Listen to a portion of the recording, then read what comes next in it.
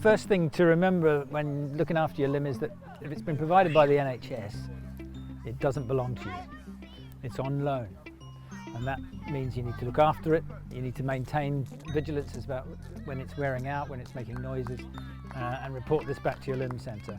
But limb hygiene can be divided into two parts: the hygiene of the actual prosthesis and the hygiene of you and your little limb or your stump. Looking after the prosthesis is quite simple. It's usually made of plastic.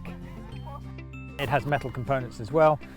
The components will wear out. They are mechanical items, so they will wear out. You need to be, as I said, you need to be vigilant, keeping an eye on your limb and report any creaks and groans. Mild soapy water is the key to everything.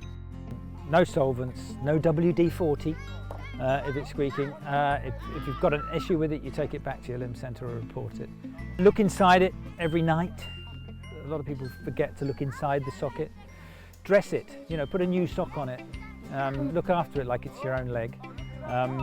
But remember, it really is a tool to help you walk or replace some function if you're an upper limb. Looking after you, looking after your skin, very, very important. Again, mild soap, make sure it's dry, and you look after it. Any moisturisers, any abrasions, make a note of them. If you think the socket fitting itself is causing some issue, keep a diary, because the limb centre will love that. You've got to say, okay, on this day I did this and this is what happened. And it just helps them to identify a problem and find a solution much more quickly. If you do progress to a silicone liner, the silicone liners the odour from a silicone liner can be quite off-putting sometimes. Again, it's about cleaning. Take advice from your limb centre, but generally sterilising solution and non-fragrant antiseptic or antibacterial wipes. Wash the liner every night. Stump socks are a little more simple, you just put them in the wash. Mum will do those. Make sure you always carry a spare sock or two in your limb bag. Now your limb bag contains things like extra socks, bit of moisturiser, maybe some plasters.